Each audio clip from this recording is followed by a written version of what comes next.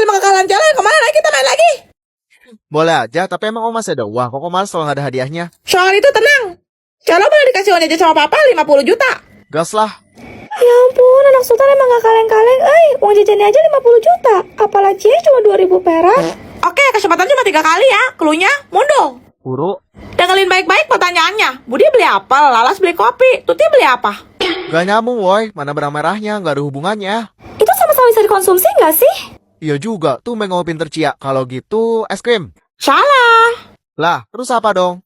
Oke, sekali lagi ya. Dede beli cacing, papa beli odol, mama beli apa? Hah, kok makin kesini makin kesana ya? Sikat dong supaya cacingnya bisa gosok gigi. Alamak, susah, beneran otak cuma separuh. Salah. Tunggu. Tadi petunjuknya mundur ya? Berarti sebelum ada beli cacing, oh buat umpan. Pasti jawabannya pancingan. Salah.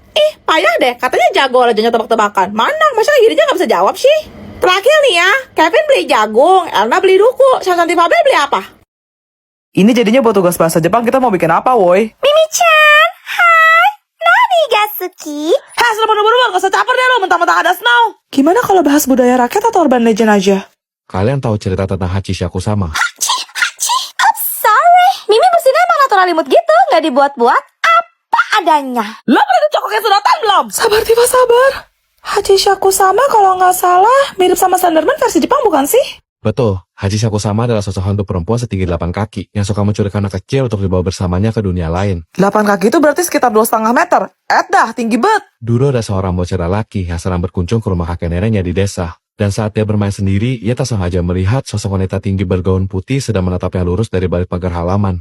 Terus? Anak itu pun melapor kepada kakek neneknya kalau perempuan tadi bersuara aneh seperti po, po, po. Dari situ, raut muka kakeknya berubah tegang. Dan neneknya mengatakan bahwa ia sudah ditandai oleh Hachishaku sama. Ih, merinding asal. Mimi takut. Diam.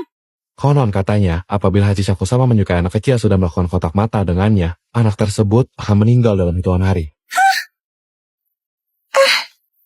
Kak, kalian dengar juga? Terima kasih banyak Pak Song sudah meluangkan waktunya. Saya ingin berbicara perihal Elliot, anak Bapak. Ada baiknya Elliot turun kelas kembali ke TK, Pak. Kalau saya boleh tahu alasannya kenapa ya, Pak? Ya masa itu hitungan dasar matematika sederhana aja Elliot gak bisa? Nih saya tes ya. Elliot, kalau kamu punya 5 buah apel terus kamu makan 3, sisa berapa apel yang kamu punya? Ijo. Tuh kan Bapak bisa lihat sendiri, gak nyambung Pak. Oh, itu mah Bapak cuma salah metodenya aja. Elliot, kalau kamu punya uang 5.000 terus Papa ambil 3.000, uang kamu sisa berapa? 2000. Kalau uang di dalam kantong kamu ada 7.500 rupiah, dikali 33 dibagi 619, ditambah kalkulator 4.225 dikurang 1.843.920 rupiah sama dengan berapa, Elliot? Minus 1.843.455,16 rupiah. Apa iya? Hah? Kalau selembar uang kertas 100 ribuan, kita asumsikan seberat 0,75 gram. Coba kamu hitung gaya velocity-nya pada kecepatan 7,5 meter per detik, dan dalam frekuensinya melawan arah angin dengan tekanan sebesar 42 Newton. Berapa lamakah uang 100 ribuan itu akan kehilangan gaya momentumnya sampai jatuh menyentuh tanah? Massa bobot harus dikondisikan dengan daya tarik gravitasi bumi dalam satu satuan waktu. 23.272 detik secara bertahap dan berulang. Masa sih?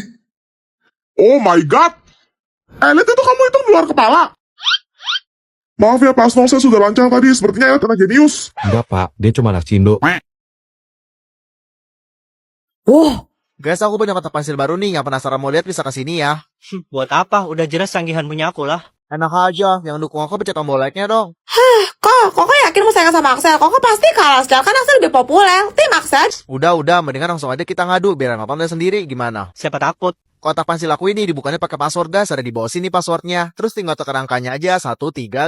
Dorong tombol ini, kebuka deh. Tunggu dalamnya kayak gini ya guys. Dan ternyata masih ada kamar rahasianya. Masukin passwordnya lagi 125 terus tekan tombol yang ini. Jadi kan nggak perlu khawatir lagi barang kalian diambil sembarangan. Kita juga dapat satu kotak tempat penyimpanan lagi. Kalau dibuka di dalamnya ada kaca. Tuh. Masih ada spidol mininya nih guys. Coba kita tes cara coret. Jadi selain kotak pensil ini juga bisa berfungsi sebagai papan tulis mini. Oke, sekarang gantian giliran aku. Kotak pensil aku juga butuh password buat dibuka.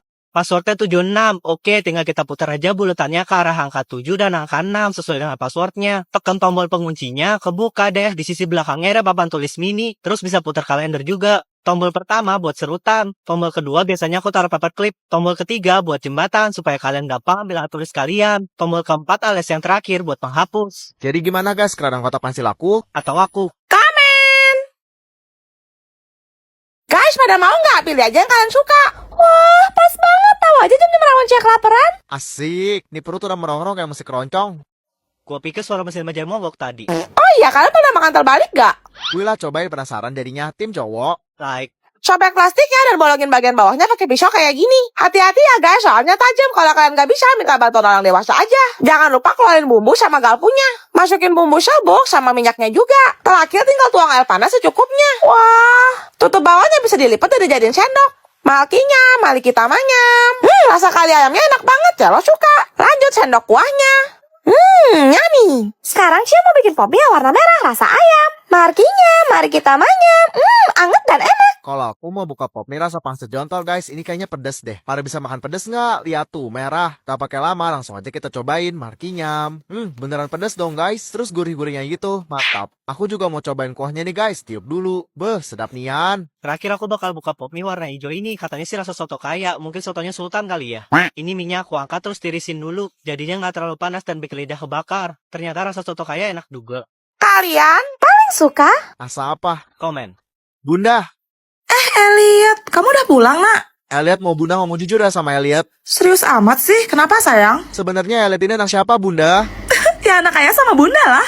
Bohong, Elliot anak adopsi kan? Pasti ayah sama bunda ngambil Elliot di panti asuhan. Atau jangan-jangan ayah sama bunda nemuin Elliot dibuang di tong sampah lagi. Enggak, Elliot, kamu itu anak kandung bunda. Cukup ya bunda, ini bunda lihat aja sendiri. Apa ini sayang? Itu dokumen tes DNA Elliot. Dan hasilnya nggak ada kecocokan sama sekali antara kita sebagai keluarga bunda. DNA Elliot mah itu sama teman sekelas Elliot.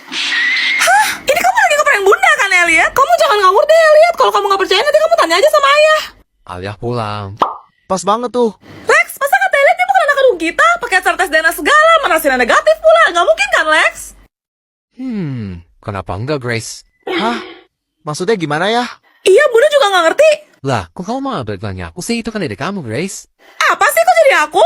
Kamu nggak ingat kah malam pertama di rumah sakit setelah kamu melahirkan bayi kita? Lalu ia menangis dan menjerit terus-menerus sampai kamu terbaring kelelahan. Hah? Gak lama kan kamu nyuruh aku, kamu bilang, Mas bayinya nangis melulu, tolong diganti, stres banget aku tuh. Terus ya? Jadi aku ambil paling bagus lah menurutku di ruang bayi dan aku selalu mengalami pilihanku, Elliot. Hah? Ah, malah hujan dong. Tadi kan rencananya habis ini kita mau pergi. Iya ya, padahal Cia udah ngebayangin jalan-jalan, menikmati pemandangan, tapi... Kalau dari segini mah yang ada macet doang. Nih wifi apa lagi busuk banget. Pinjem paket data bro. Lah, lu juga nggak ada signal dong. Aduh, makin suntuk dah.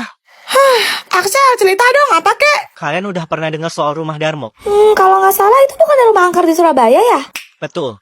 Rumah mewah yang awalnya milik sebuah keluarga kaya raya yang konon katanya melakukan pesugihan alias persekutuan dengan setan. Terus, Tapi suatu hari di malam satu suro, keluarga itu tidak bisa menepati perjanjian mereka untuk memberikan tumbal manusia. Lalu mereka memutuskan untuk berbuat curang. Maksudnya? Mereka malah mengganti tumbal, menukarnya dengan hewan. Waduh, Kemudian keluarga tersebut buru-buru melarikan diri menggunakan jalur laut. Tapi sayangnya kapal yang mereka tumpangi tenggelam dan belum ditemukan hingga saat ini. Hah? Rumah Dharma kosong itu juga sempat disewakan, namun naas penghuni baru yang terdiri dari 8 orang harus tewas secara mengenaskan di tangan perampok. serius? Hal itu disebut-sebut sebagai kutukan bagi siapapun yang nekat mendiami rumah Darmo. Kok tiba-tiba Cia merinding ya? Serem Akhirnya pada tahun 1997, rumah Dharma yang mewah serta luas itu habis terbakar tanpa sebab yang jelas, dan hanya menyisakan puing-puing bangunan saja yang semakin menambah kengerian tempat.